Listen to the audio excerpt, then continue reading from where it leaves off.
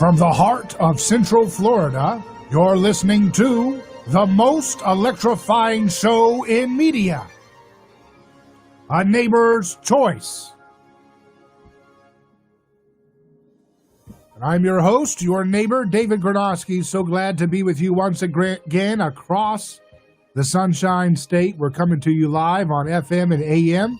Happy to have this time. If you're listening on the radio, you'll want to set it to this station because this is where you're going to get the most interesting news content you can get in broadcast media, where we do the deep dives into the news headlines of today.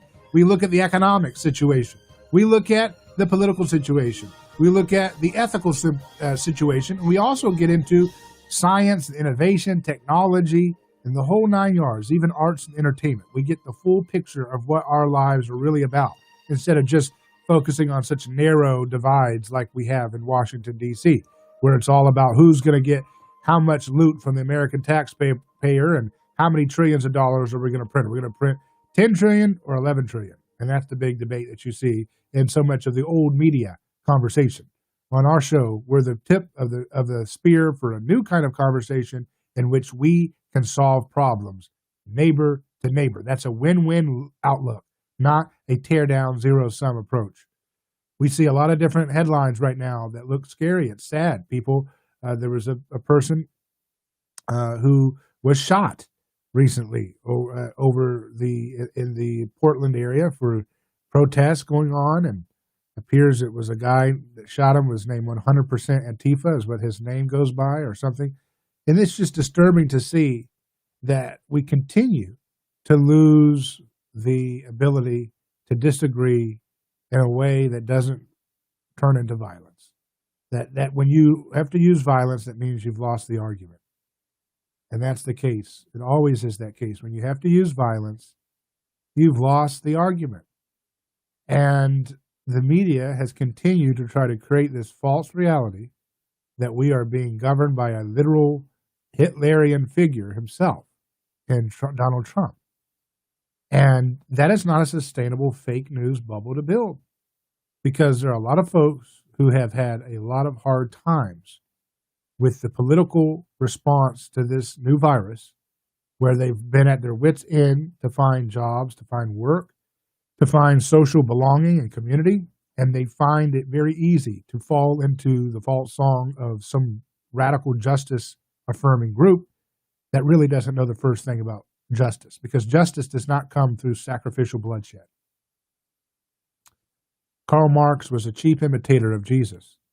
He saw what Jesus was doing when he said he was going to let the first be last and the last shall be first. He saw the radical beauty of Jesus' message of the kingdom of heaven. And he said, no, I'll do it better. I want violence to prop things up. I want to use sacrifice. Revolutionary change comes through sacrificial bloodshed. Karl Marx was jealous of what Jesus had started, and he created a false, cheap imitation that, unfortunately, because of giant, big corporate billionaires that have backed up communist, Marxist ideas for decades now in various places around the world, his stinky, outdated ideas have continued to persist in the minds and imagination of folks who are most prone to feeling like society is unjust, and those who are most prone to feeling envious towards others who have something. And that's just not a mindset that we can stoke and normalize, as so much of the media has done over the last few years, especially. Normalizing violence against Trump supporters. You can punch them, you can kick them, they said in 2016. All the different folks who continue to normalize the cheapening of life.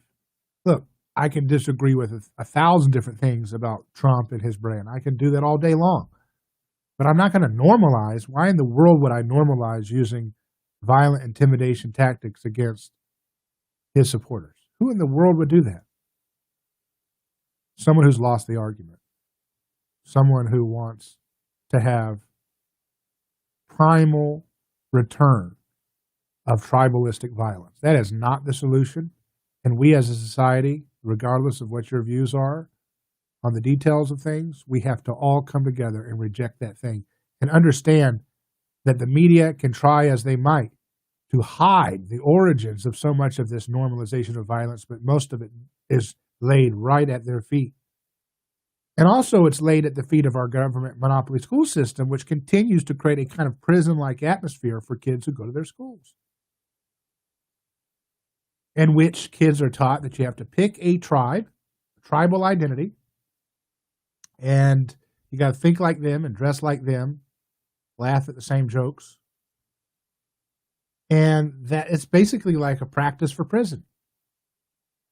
These failing schools teach folks that you got to raise your hand to use the restroom, so they create a totalitarian mindset from a young age.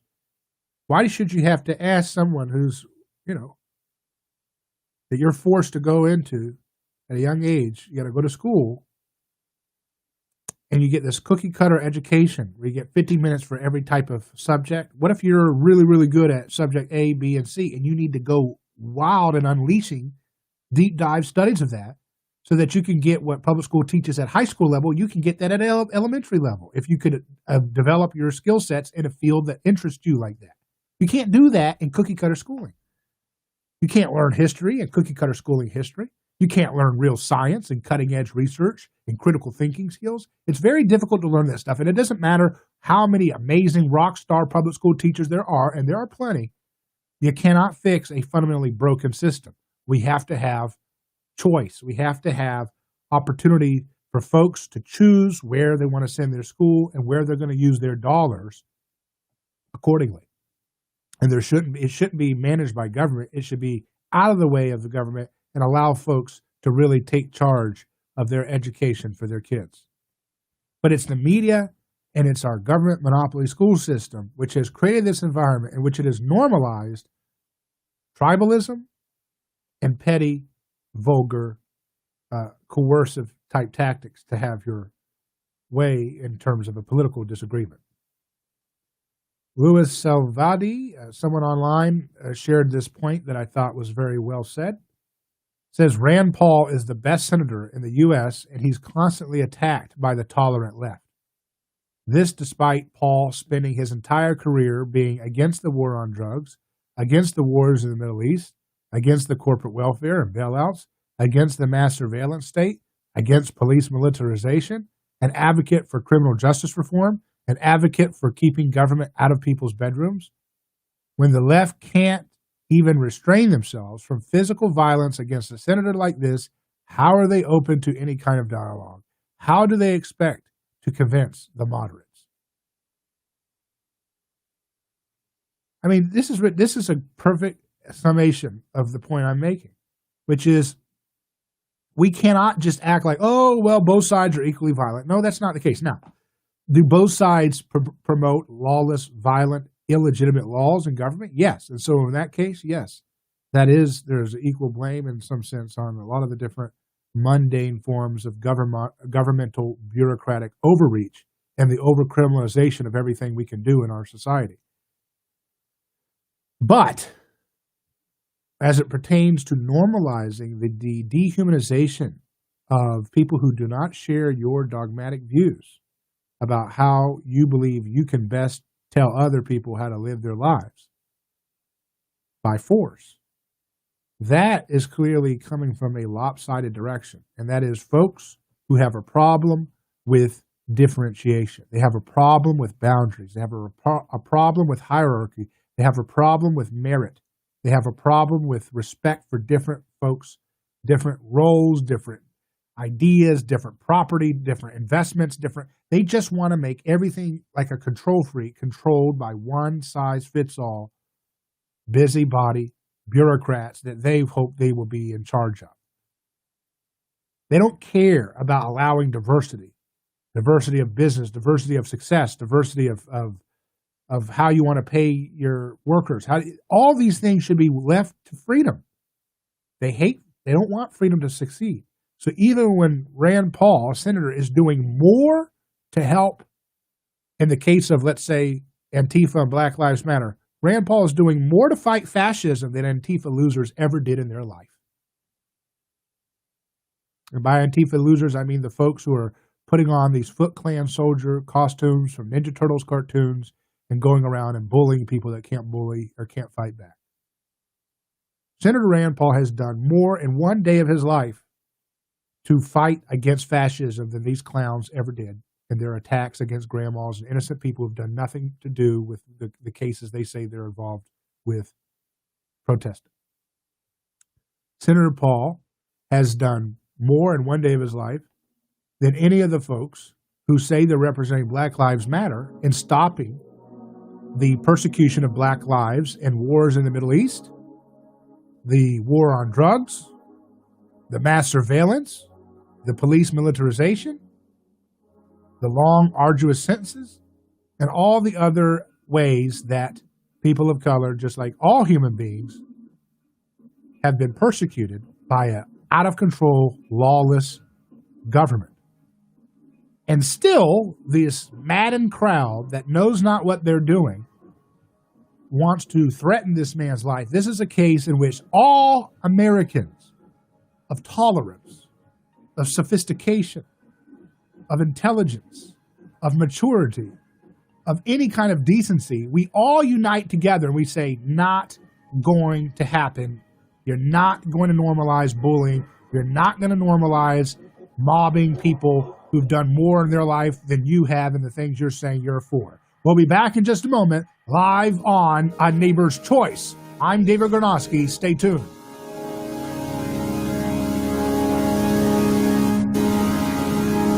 David Gornosky here. Let me tell you about a man named Gabriel. Every day, Gabriel puts on his boots and drives across America to make sure our store shelves stay stocked with the food people count on. See, Gabriel served our country overseas. He knows that America stands for freedom, quality, and caring for others the way we would like to be treated. That's why when Gabriel saw food shelves getting low during the pandemic, he hit the road as a driver with Oakley Transport. In the land of the free, where no one should go hungry, we need heroes like Gabriel to help keep America fed. CDLA driving professionals. Join Oakley Transport today. Keep America fed. Visit oakleytransport.com or call them today at 1-877-8-TANKER. That's 1-877-8-TANKER. A lawsuit is not something that anyone looks forward to. It's a stressful process. There are attorneys in Tampa Bay that keep clients well informed, creating less stress. That law firm is Catania Catania. Personal injury law is defended with full disclosure. There is no guessing game. If it's an auto accident, medical malpractice, nursing home negligence, unsafe working conditions, or motorcycle accidents, the law firm of Catania Catania will handle the process worry-free from start to finish. Many victims don't realize they have a claim for the loss until they talk to Catania Catania. They only represent private individuals and treat every case as if it's going to trial. Putting families first is more than just a slogan. It's their way of practicing law. It's a commitment to you. Remember, they don't get paid if you don't get paid. So go to CataniaCatania.com. Over 28 years in practice. Catania Catania, personal injury, auto, and motorcycle accident attorneys. Catania Catania, putting families first. Office Tampa. Not attorney spokeswoman. And now, Easy Lift Movers is on the air, reminding all Americans to show support to the brave men and women of our U.S. military. Their bravery and tireless efforts should never go unnoticed. This salute is brought to you by Easy Lift Movers, serving the community with quality and pride. Call the pros today, 813-505-8474. That's 813-505-8474. Also, all troops and veterans will receive a 10% discount. That's Easy Lift Movers, proudly saluting our troops and veterans. They are professionals who care. Our monetary system is failing. Negative interest rates, growing debt, highly speculative market, and the dollar is being devalued by the Fed. Investing your wealth has never been more challenging. Who wants to earn just 1% interest annually in a savings account? There is another option, monetary metals. They pay interest on gold in gold, with no storage costs ever. Visit interestongold.com/David. That's interestongold.com/David.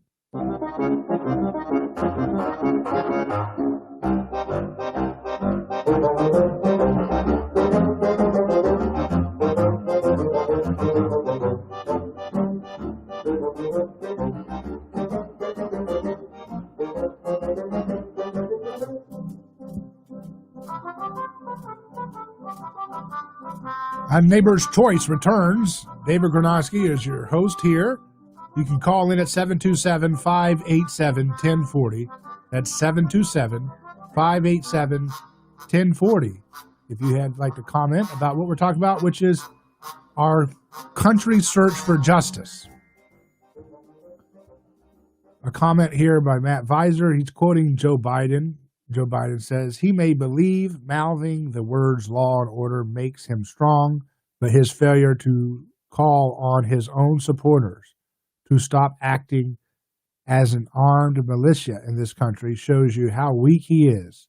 Does anyone believe there will be less violence if Donald Trump is reelected? And Tim Pool, who's a journalist, independent, who tends to lean left from what I've understood him saying in past times, says, I love how Democrats seem to think Americans are stupid. Sure, there are stupid people, but few are stupid enough to look at black-clad dudes screaming Black Lives Matter and go, those blank Trump supporters. And that's the kind of thing that the media, that's the thing that people are just had enough of. The old media, giant corporations, very greedy in the way they promote their stories. It's all about themselves. It's not about what's best for telling the truth. It's all about protecting the special interests that, they're supporting. They just cannot help themselves but to lie and make these obscene lies and keep them going for year and year, decade after decade. And it's got to be taxing on the mind to spend your time pathologically lying for a living. And again, this is not about whether you're a Trump supporter or not. It's clear that the folks who are burning down cities are not Trump supporters. But Joe Biden is counting on his creepy relationship with 90% of the old media that uses regulations from government to protect and entrench their leverage and their influence over the public. He's using that 90% media Orwellian alliance he has to cover for his obscene stupidity. That he can blatantly lie and say that the folks who are burning down places, beating and mobbing people and screaming at grandmothers and throwing stuff on them, those are Trump supporters. And then he relies on this lying Pravda, cheap imitation of Pravda press, to come out and do all the heavy lifting, repeating that lie over and over again until it becomes the truth. Where have you heard that before? Repeating a lie over and over and over again until it becomes the truth. See, I don't believe in just doing general justice where you say, yeah, just everybody be good. It's like, yeah, everybody, of course, be good. But if you cannot call out who's actually doing the violence in the streets, if you have to act, well, I don't know, could be Tulsi Gabbard supporters, maybe it's Ralph Nader supporters, maybe it's Ross Perot supporters, some Biden supporters, lots and lots, Trump supporters. No, it's not. It's clear that one particular type of perspective, the neoliberal establishment perspective of globalism, that if you are doing their dirty work, they give you a total cover, and they will literally lie to the public 24/7 in a kind of gaslighting adventure. And they'll do it in hard news, too, as I've told you. Just listen to the hard news break during this broadcast. You'll hear PR talking points oftentimes from these traditional hard news places saying things that sometimes I just can't believe the things they're saying. How can you say you're hard news when you're acting as a stump speech for one particular narrow perspective of political power? Just incredible to see that happen. But the good thing is we can see it now because we have alternative media, because we have the new mainstream media like this program becoming the new mainstream conversation in America. We can now be able to see through it, see through the groupthink lies, and be able to speak a voice of truth in the midst of the chaos that they try to sow. OregonLive.com has the story. Man under investigation in fatal shooting. After pro-Trump rally allegedly took loaded gun to earlier Portland protest. And it talks about this gentleman who's with Antifa. And he shoots a Trump supporter. Now, if this, again, it's so predictable. If this was the other way around, which it's wrong either way, it's always wrong to use violence to try to solve an argument or a dispute. But if this was the other way, and it was a Trump supporter, shooting someone to death, it's the other way around. It's total 100% nonstop coverage, attacking everything. You saw, this story in Kenosha where this 17-year-old kid is now, charged with murder and all this stuff. And I don't know the particulars of the case, but you see the media narrative. If they don't treat all life as sacred. They treat some life when there's harm done to them as if it's a inconvenient truth that the depraved, cheap imitators cannot bear to tell you honestly has happened. But then when there's anything that makes their narrative of corporate communism sell, they drum it up as much as they possibly can.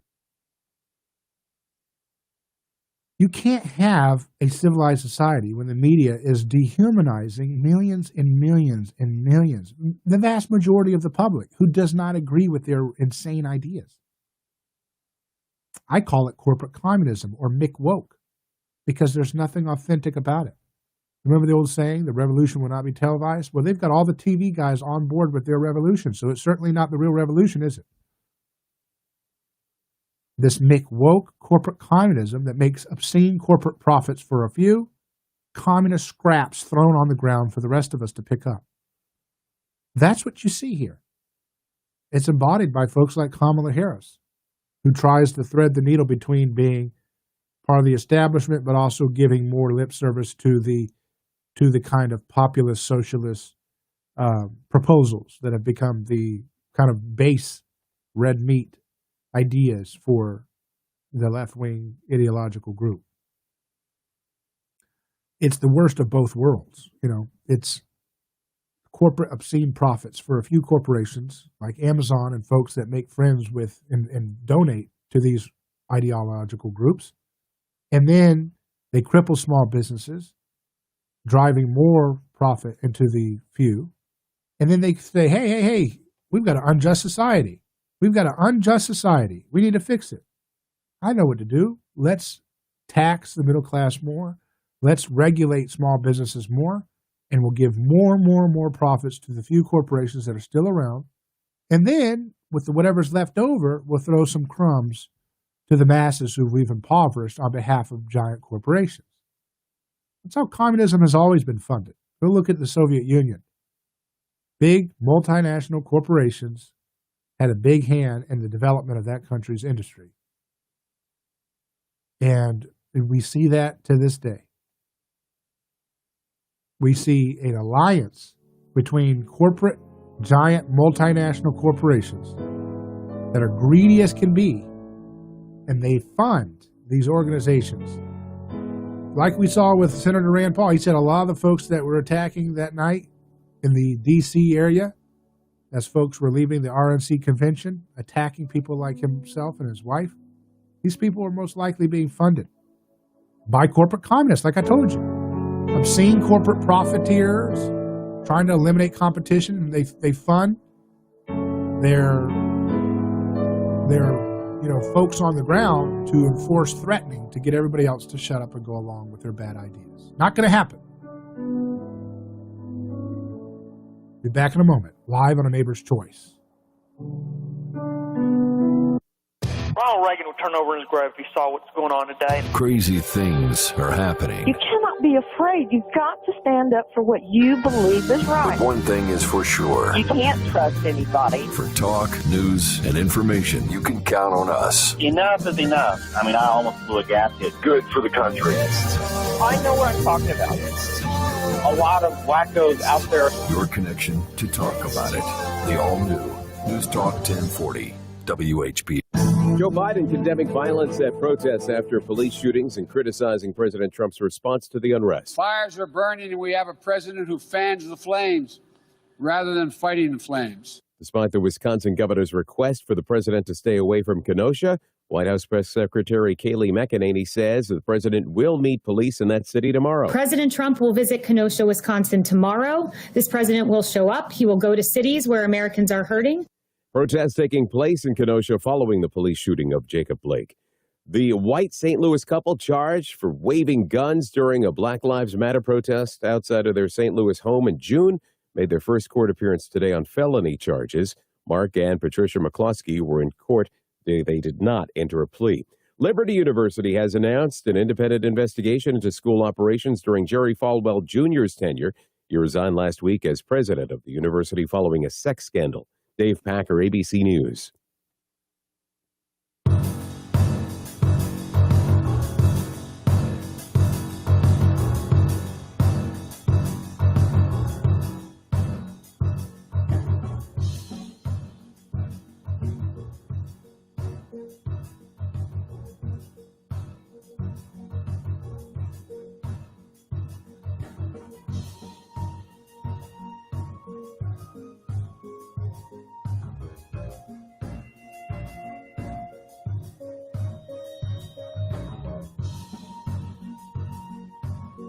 Our Neighbor's Choice returns. I'm David Gronowski, your host. We're live. Happy to be with you. You can email me hello@aneighborschoice.com or visit our website neighborschoice.com where you can listen live to the show weekdays wherever you are around the world. Happy to have you live from 4 to 6 p.m. Eastern Time. Or you might catch us 7 to 9. Or you can join us. That's in the evenings, or you can join us on our website to catch all the episodes on demand if you miss any of them live. And I wanted to look at this story here because it just goes to show you the negative vibe that you get when you listen to the old media that has served as a PR firm for a particular narrow perspective, which is quite unscientific and quite in dispute. A radical kind of perspective that's in the fringes of society. This is from the Associated Press. A Zoom Thanksgiving, summer could give way to a bleaker fall. That's by Carla Johnson, and she published this an hour ago on AP News. As the summer of COVID draws to a close, many experts fear an even bleaker fall and suggest that American families should start planning for Thanksgiving by Zoom. Because of the many uncertainties, public health scientists say it's easier to forecast the weather on Thanksgiving Day than to predict how the U.S. coronavirus will play out this autumn. The school reopenings, holiday travel, and more indoor activity because of colder weather could all separately increase transmission of the virus and combine in ways that could multiply the threat, they say. Here's one way. See how they're trying to act like a PR firm, but you see how they sound like a political. I mean, they're trying to act like a news report, but they're functioning as a PR firm. So they're saying, but school reopenings. So they're saying, don't open the schools. Let everybody be educated in a dark room in their house by Zoom, by some kind of corporate communist approved person who gets full benefits, full pay to do a Zoom check-in with your kid. No school openings, no school. Can't get together and go to playground. Never. Even though kids are not having severe problems with this corona. They're saying, but school openings, holiday travel, so they don't want you to travel anywhere to see your family. Stay away, stay isolated, keep your kids isolated, and more indoor activity. They don't want you to do anything. They don't want you to be active outdoors or indoors. They don't want you to go to Thanksgiving. They don't want you to join your family and be thankful. You know, better advice from the media, if they actually cared about people, to say, watch out for the corn syrup on Thanksgiving. And watch out for the corn syrup before Thanksgiving, too, every day, right? Because having that kind of vegetable oil in corn syrup and severe, extreme amounts of carbohydrates goes a long way to creating the toxic sludge environment in your body, which can severely affect your immune system and your ability to fight off diseases without having fatal overreactions from your immune system. But they don't seem to really, it's like, I don't know. I'm sure that in their mind they think they care, but it's just so dark. It's so bleak. They don't want to talk about the things that actually help give you empowerment. Empower people for once. Can you do that, AP? Can you ever do a story that actually tries to empower people? Is that so hard? Why must everything be about stripping people of their hope? Stripping people of their ability to have dignity, to have freedom, to have creativity, to have confidence? to have knowledge about how their immune system works. You don't do anything about that AP. All you do is talk about stay at Zoom. So you can eat all your corn syrup and vegetable oils by the gallons for Thanksgiving, but just do it in a dark room on a Zoom video with your family instead of doing it in person. See how pathetic this old, outdated groupthink media is? Here's one way it could go, the article says. As more schools open for in-person instruction and more college students return to campuses, small clusters of cases could widen into outbreaks in late September. Public fatigue over mask rules and other restrictions could stymie efforts to slow these infections. So again, what's the message of this article? This is a mild one by most of these media standpoints so far. I mean, they don't want you to return to school. They don't want you to go to college. They don't want you to, which is a good, all these things are good for if you're staying out of government indoctrination schools, but there's good schools that are, private and things that are actually more beneficial for learning.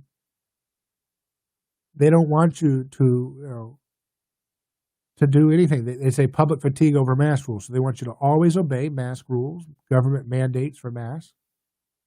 And they want, and the restrictions. They say, so basically, if you guys are not obedient enough to our government overlords, look what's going to happen. You're not going to have Thanksgiving. You see what they're saying? You want to have Thanksgiving, then you better be obedient. You better keep obeying your mask rules or obey all the other restrictions that government tells you to do, like they're your parent.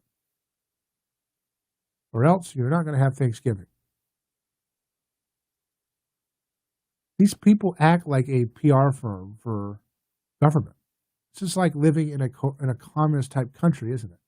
Except it's worse. It's corporate communism. Because when the Soviet Union folks had to live under Pravda, they knew it was government media. They knew that it was a garbage lie. But these groups like AP, the average low information folk, is just reading that and they're like, this isn't a standard sentence for reality. This is just an objective journalist just analyzing the facts and presenting a neutral perspective about reality itself. No, it's not. And that little ostensible cover of being able to say, well, we're not officially government, is what makes this type of anti-free press so much more pernicious in its effect. Because you cannot, and you cannot, it's easier for people to see the more overtly state media as what they are, untrustworthy, unreliable sources that are lying to you for a specific agenda for powerful folks. But when it's in the shape of AP, well, the AP is just a bunch of journalists. They're like detectives. They just assume that this journalist writing this story has really been a real detective. Really studied all the different perspectives, really studied the immune system, really studied all these different things.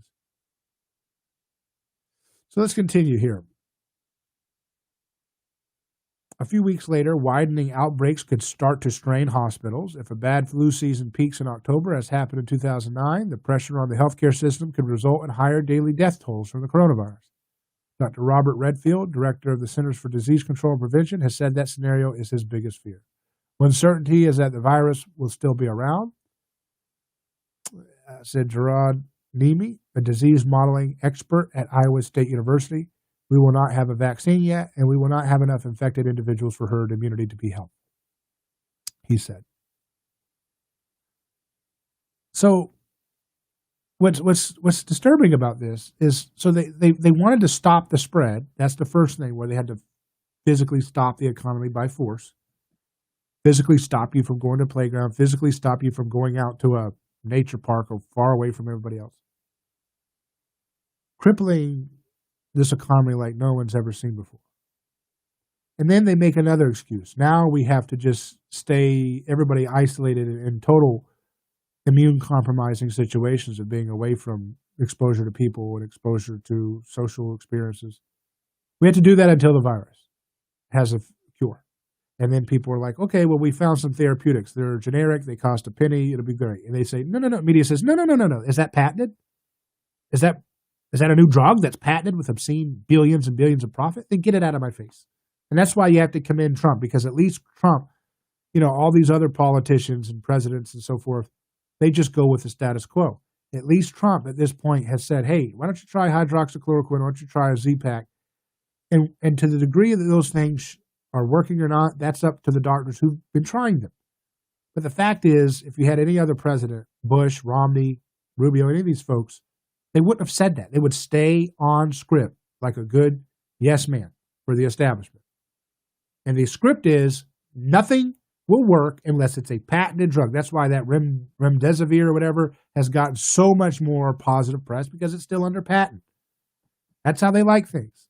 And the media likes to act like they're liberal. Oh, we're left wing. We don't like profits. But why is it that they only want to promote things that have a government patent that give obscene profits? If it's a generic drug, they automatically default start saying, oh my goodness, it could kill you. It could kill you. That's what they said about the Z-Pak.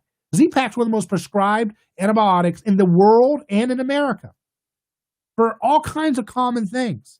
And you never saw any kind of negative hit pieces about Z-Pak being dangerous for your heart until people and doctors started saying, hey, this may be based on the scientific experience of this drug or other viruses and the other functions that it has proven in labs. This may be something that hypothetically could be used. We should research this. And the media came out like clockwork and said, nope, dangerous for your heart, dangerous for, like parents.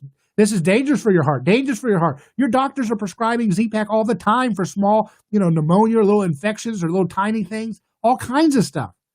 They prescribe it. You got a little, they use it for all kinds of things in medicine. Doxycycline is another one. Those Z-Pak and doxycycline, two of the most common, safe, readily used, long time used antibiotics in world history, in American history. And they don't get hit with all these scare tactics, these lemmings that you hear in the AP and so forth. They don't start talking about, oh, they're going to get your heart. It's going to get your heart when it's coming after a drug that's new, that's got a crisis opportunity for a bunch of really selfish people who would rather put profits over people. So don't let the left tell you that they are on the side of people over profits. That is not true, because we see it right in front of our face. If they cared about people over profits, they'd tell you the truth about the food pyramid lies. They'd tell you the truth, the pseudoscience behind the food pyramid's promotion of vegetable oils and carbohydrates in mass and the attack against saturated fats and animal fats. They'd tell you the truth about it. They'd say, we got it wrong. We really want you guys to live. But they don't say that, do they? So they're not putting people over profits. They're putting the establishment food industry that wants everybody eating big soy, big corn, big sugar, big wheat, big whatever. They want to take care of them. They want to take care of the bureaucracies that keep that status quo going. And they want to take care of big pharmaceuticals that say, hey, you know what? Yeah, we got these generic drugs, but we don't make any money there. It's generic. That means it's functioning like a market where people can make these things.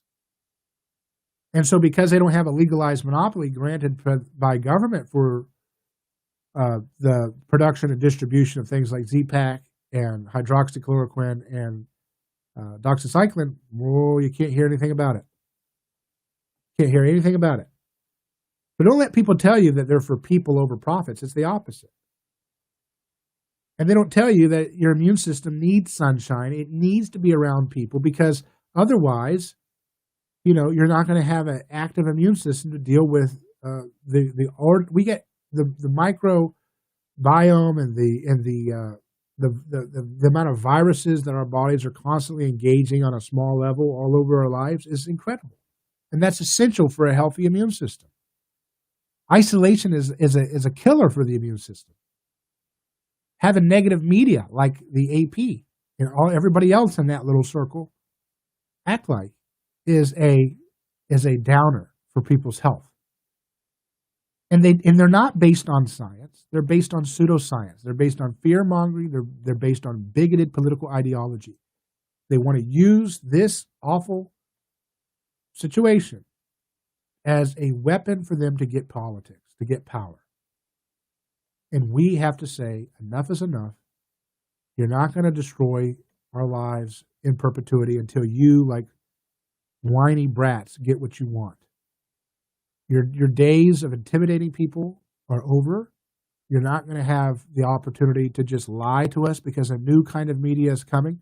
Folks like you, maybe you're active on social media, maybe you're doing something to support people who are. Whoever you are the media. And you have an obligation to live up to the opportunity of being honest and truthful as best as you possibly can, to be mindful of your bias. Everyone has bias. It's okay to have bias, but at least be open about the fact that you're having an opinion when you share it. Folks like the Associated Press, they don't act like that. They try to write it in such a manipulative way, such that you are lulled into this belief that you're reading some kind of objective perspective of reality. Instead, you're reading an editorial at best. But it's a deceptive and dishonest and cowardly editorial that's done 24/7. And it's repeated so many times by all these different entities that people say, well, it must be true because CBS said it, and ABC said it, and CIA said it, and CNN said it. And they all said it. Well, it must be just discernible facts from the objective ether of reality. No, it's called lemming groupthink. And you can see it clearly now because you have different angles of the same situation. Now you can see smartphone footage of the real stuff happening on the scene. Now you can see other countries' data and how they don't have to lock down forever to have it. But these folks, they create this situation where they forced us, we're supposed to slow the spread.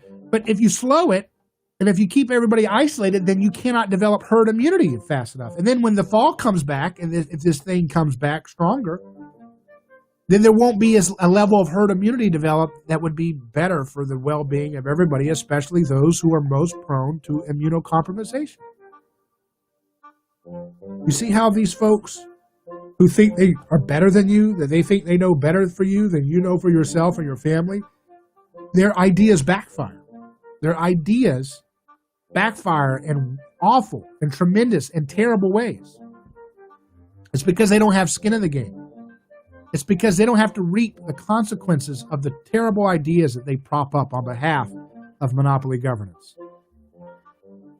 So it's going to require people with skin in the game to stand up and have the courage to do so with conviction and confidence and love in their hearts to push back against the media mob and the mob that continues to build in our government today, the lawless bureaucracies that want to run everything about our lives. All of that, we have to return to our American principles of responsibility, love of our neighbor, taking care of those who can't be taken care of on their own.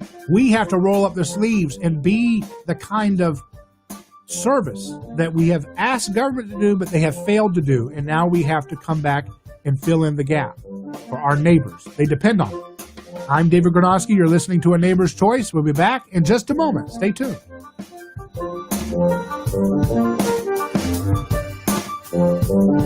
David Gronowski here. Let me tell you about a man named Gabriel. Every day, Gabriel puts on his boots and drives across America to make sure our store shelves stay stocked with the food people count on. See, Gabriel served our country overseas.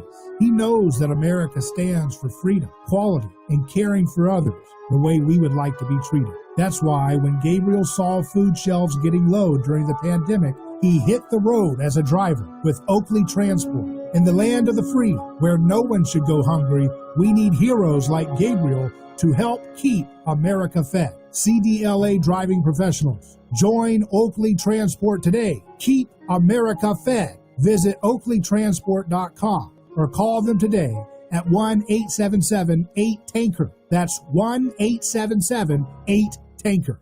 Let's face it, these are stressful times. New routines, the constant bombardment of bad news, and trying to keep you and your family safe all the time. It's Frank for Center for Men's Health. During these stressful times, your mood is so critical, and nothing's more important to a guy's mood than testosterone. The single greatest issue for guys with low T is mood, and the single greatest change for men that get low T care is a greatly improved mood. Many are grumpy when they start, and most can't believe how much their mood improves once they get treated. And everything improves once your mood improves. Feel the difference C4MH.com can make in your life. I've been a patient of C4MH.com for a couple of years, and recently I've lost 20 pounds because now I have the energy to work out from home. And that'll put you in a good mood too. C4MH.com's express treatment plan is convenient, affordable, and above all, safe. And with locations all up and down West Florida, there's one near you right now. Find out more. Go to C4MH.com. Got Diacos? My name is synonymous with breast surgery. If you want better breasts, let me, Dr. Dan Diaco, help. I'm a board-certified plastic surgeon with over 20 years of experience and performed over 5,000 breast procedures. If you want perkier breasts, whether bigger or smaller, let me help. Are you tired of loose or sagging skin in your face, neck, breasts, or tummy? Let me, Dr. Dan Diaco, a board-certified plastic surgeon with 20 years of experience, help you. I use the latest technology such as Face Tight and Body Tight to both tighten skin and remove fat without scars. Our monetary system is failing. Negative interest rates, growing debt, highly speculative market, and the dollar is being devalued by the Fed. Investing your wealth has never been more challenging. Who wants to earn just 1% interest annually in a savings account? There is another option, Monetary Metals. They pay interest on gold in gold, with no storage costs ever. Visit interestongold.com/David. That's interestongold.com/David.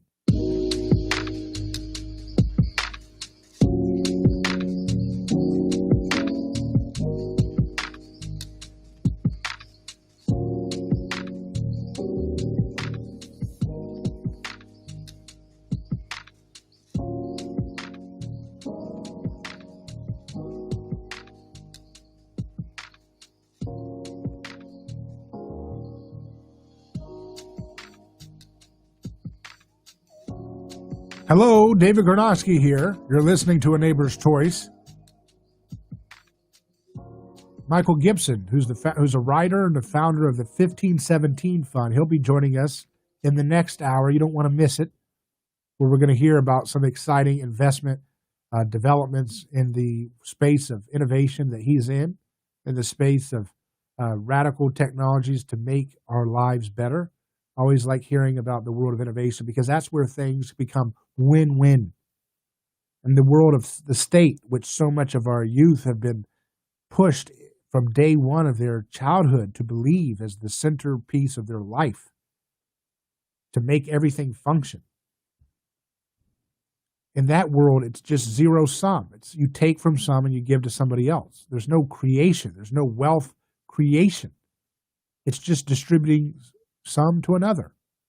And it's usually distributing crumbs because all the middle people in the way and bureaucracy and so forth and industries that are created as existing only because of government interference, they take all of the stuff and then the little crumbs is what you get when it's distributed to the other person. But in the world of markets, in the world of innovation, not competing for the sake of competing, but when we actually innovate in a way that wants to create something new and make the world better to serve people. So I disagree that people say, well, what's the purpose of a business? The purpose of a business, people will say, is to make a profit. I disagree with that. The purpose of a business, in my opinion, is to serve. To serve someone with your talents and your assets or whatever it is in a way that's better than they've been served before. And if you do that well, the side effect of doing that well is that you will get a profit. It's a side effect of doing an excellent job serving those around you. It's not the primary mechanism of why you do what you do. Now, many people are in business with giant corporations, you might say, who are making nothing but all they care about is profit. But you know why they're not weeded out more effectively? Because of the biggest monopoly of them all, our regulatory state that continues to create situations in which people who have bad ideas, outdated services, and greedy fixation end up having way more monopoly power and control over our lives than they would if we were in a freer society. What Michael Gibson has on his online page, he says, a helpful primer. Communism is failed socialist states. Socialism is communist ideas that have yet to be tried. I think that's a helpful reminder. Communism is failed socialist states. Socialism are communist ideas that have yet to be tried. They're the same thing. They just do good PR. They're like, oh, socialism sounds better, sounds kinder. And sure, you can parse out differences on some marginal way, but that's not what I'm seeing when I see people normalizing the tenets of communism and say, oh, but we're just democratic socialists. No, you're not. You're imperialists. You're not. How many folks on the mainstream left are denouncing the violence from the 90% of it's coming from the folks that are aligned with their bigoted corporate communist type values? You don't hear anybody saying that. You don't hear the media reporting honestly about it. All they do is cover it up or talk about something else or lie through their teeth. And it doesn't matter. It's not about conservative or liberal. It's about decency. There are millions of independents that agree with me. There's millions of progressives, real progressives that agree with me. People who know that the Russia hoax was a total racist, xenophobic lie in the service of military-industrial interests. People who know that it was a cover-up for what the Obama administration had done in surveilling their opponents, including Senator Rand Paul, not just Donald Trump. There are millions of progressives that are on our side. Independents are on our side. Conservatives, libertarians, constitutionalists, whatever, moderates. We don't want to normalize this kind of lawlessness. And we have to speak out about it, because if you're silent, it just gets worse and worse. It's like a bully. They get more power by you being silent in the face of their overreach. And they go further, and they go further, and go further. But you cannot, at the same time, go to the same way they do, where you have lying media that lies about things from the other side, or reciprocate with, aggression in the streets. You can't go that way. It will just devolve into a spiral of undifferentiation in which you can't tell who's who. And then we're back to the same problem over and over again. Michael Gibson also says, the left has such a naive and touching faith in the strength of capitalism that all these regulations, redistribution, and other burdens will do nothing to slow it down. They see a free market and profit and loss and freedom. They see that as such an evil thing, that it's like this God, that you could regulate all the regulations we have. You can subsidize, you can do corporate bailouts, you can do monetary debasement with printing of money with the Federal Reserve and giving it to some and not to others. You can do all that rigging. You can rig the managed trade deals, tax policies, all these different stuff. And they think that capitalism is so powerful that you have to do more and more and more and more, that we haven't done enough. So they're idolizing that which they say they hate. No wonder so much of this viciousness is being funded, has been normalized by giant corporations, because they want everybody to just be a useless, happy little consumer that buys their stuff and feels like when they buy their stuff, they're buying justice. They don't care about the things that we all care about. And I'm not saying every corporation, I'm just saying you see it for what it is. Normalizing groups like Antifa, acting like they don't do anything wrong, acting like they're some kind of saints. They're not. You don't see that. You don't see any behavior that is becoming of a decent society. And they have no justification for treating innocent people with violent ways just because they're self-righteous. So we had to push back at it, and we had to be firm that freedom is the answer, nonviolence is the answer, personhood is the answer, treating people as individuals, not as collective cause. That's the answer. I'm David Gronowski. Email me hello@aneighborschoice.com. We'll be back in just a moment with guests. You don't want to miss it.